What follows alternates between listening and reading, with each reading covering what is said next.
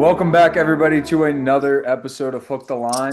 Today, we're going to be doing a game preview for college basketball. Hoops is starting to kick off, really getting the swing of things. We've had some big matchups so far. We talked about Purdue Bama the other day.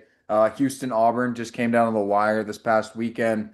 Some other big games going on this week. The first one we're going to talk about, though, Michigan State and Kentucky not playing at either one's home court. They're actually playing in Madison Square Garden tonight Yes, sir. at 6:30 p.m.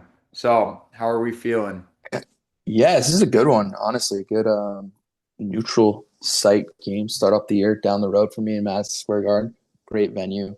Um, Important to note, a lot of weird things going on down at the Garden this past weekend. I think they had UFC, they had WWE Raw.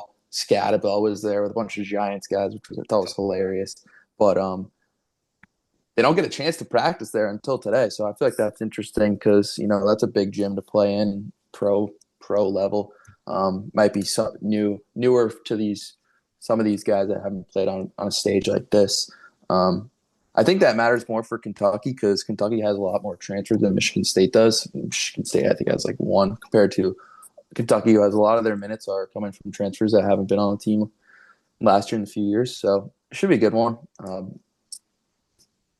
Big Ten SEC is always fun to watch, and two good coaches too, Izzo and Pope. So, what do you think?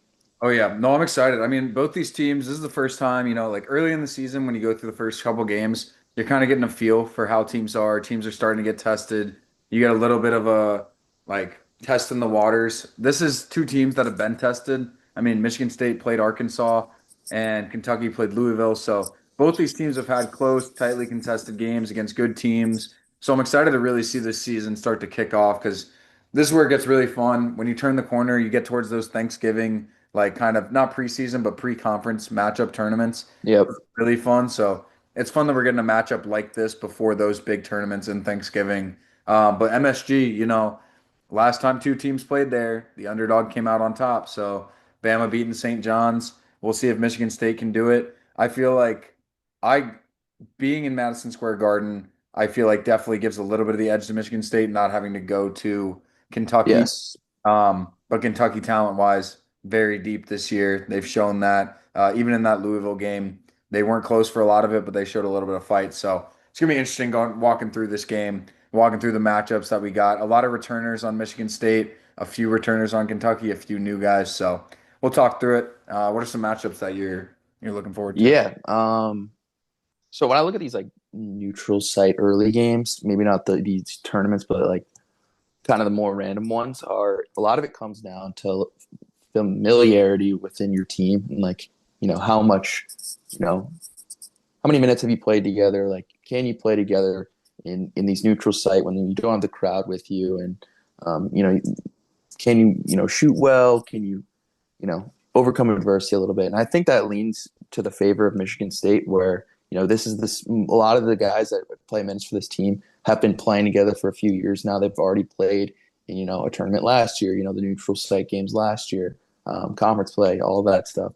So I think that's important for when we're breaking down this matchup because Kentucky, I mentioned it before, but Diabate, Aberdeen, Lowe, they're all transfers and they all didn't play together last year. They're all in other uniforms. So I think it's a huge test for them, especially going up against Izzo and MSU, who's top 6 in rebounding this year. Obviously, Kohler's a huge part of that. He's third in the country right now with 13.3. So it's going to be a good test. I think that I thought they played pretty well against Louisville, Kentucky. Aberdeen was the key force there. But, when you just, play solo and you kind of just get points yourself and you try not to get your teammates set up, it's kind of hard to develop momentum, especially in the neutral site. So that's something to watch. Both these teams don't really shoot the three ball well, which I thought was interesting. MSU is abysmal. They're what did I say, 21.7. And just so we're adding references here, the D1 average is 32.9. So that's just goes to show how bad this team has been. They don't shoot a lot of them, so I don't expect them to see them chucking and bricking a lot. But Kentucky doesn't shoot it, crazy good either. They're right around average at 34. But A lot of this game is going to be played within the arc, which I think actually does favor Michigan State. They like to operate, in the mid range, attack the rim. Obviously, Carr's a big high flyer that can dunk the ball, and the bigs can obviously catch hoops. So that's something to look at. And honestly, the line's what, Four and a half. 4.5 in favor of Kentucky. So I mean, I wouldn't mind taking the 4.5 of Michigan State. Maybe if the money line if you're feeling risky because these games are kind of unpredictable. I don't think that Yeah. there's a lot shown on film already for any of these guys, and like I said, they haven't played together much. So I'll lean Michigan State here. I just think that that's an Izzo team that's got a lot of minutes under them can rise above the underdog spread in a neutral site game. Yeah. No, I like that. I like that pick. So you're leaning a little bit Michigan State. I think this also does favor Michigan State. You mentioned that 3-point percentage, and half the reason that Kentucky's 3-point percentage is even close to average is Colin Chandler, who I didn't really know could shoot the ball like he does. But the first couple of games, he's shown that he can make big shots, big time threes. He's kind of what helped pull them back a little bit, him and Aberdeen, as you mentioned in that Louisville game. Just some big time threes, some run stopping threes, which we've talked about college basketball a lot, and a lot of the game is built in. You're going to go on runs, you're going to have runs on you, and you need the guy that's going to stop a run. Colin Chandler, while he did that against Louisville, I don't know if he's the guy. I would like to see Owe be much more that guy to stop those runs. And I don't think Owe has played up to the level that even I think he probably wants to play at, where we saw him at the end, the tail end of last year, kind of taking over games. He was the main go-to guy. I'd like to see Kentucky get back to that a little bit.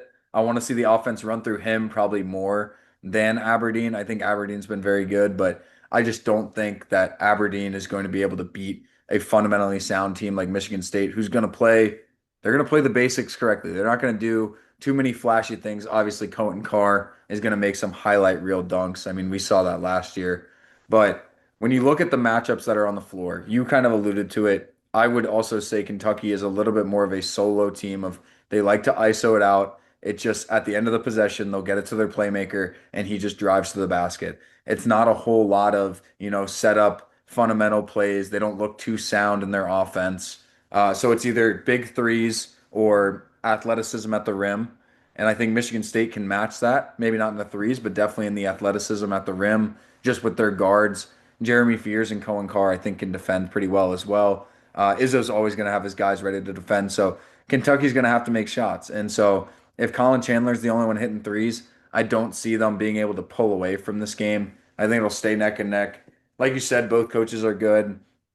Me personally, I think Mark Pope has been a little bit overrated. I think he was a little bit overrated last year. Like I didn't think that Kentucky team was ever too threatening last year, and everybody kind of just kept talking about how good Mark Pope was and how good he was doing in his first year. And yeah, congrats to him. They got decently far, but they didn't do anything special last year. So Izzo's going to be ready, and I think in Madison Square Garden, like you said, neutral site, not having to play this game in Rupp is just so big for Michigan State. So I like them as well in this game, maybe to cover the spread. It's going to be a little bit unpredictable, but in general, I just would like to see a little bit more, team play from Kentucky, whether that's in some inside outside, some ball screens, stuff like that. A little bit less just ISO ball, because I think Michigan State's going to feast with that. Like their big man Jackson Kohler, he's one of those, fundamental like who is Drake May's brother that played for UN. Luke May. Luke May, you get a guy like that every once in a while. I'm not saying he's anywhere where Luke May was, but just like a big white guy that can do all the things correctly, but nothing too special. And when you have that, when you're playing at a neutral site against a team that relies on, explosion and going on runs, that's really going to help you. It's a little bit, I know I'm an Auburn fan, so I'll relate it to kind of having Janai Broom last year, just being able to have a big guy down low that can get a bucket whenever those teams are going on runs and kind of settle you back into the game. So I think that's going to be a key point today. And also Kentucky not to get in foul trouble. Their depth Yeah, hasn't helped them too much so far. So that's going to be another key. yeah. Michigan State's rebounding forces you to be super efficient on the offensive end. Like you got to hit shots, create opportunities for your teammates, right?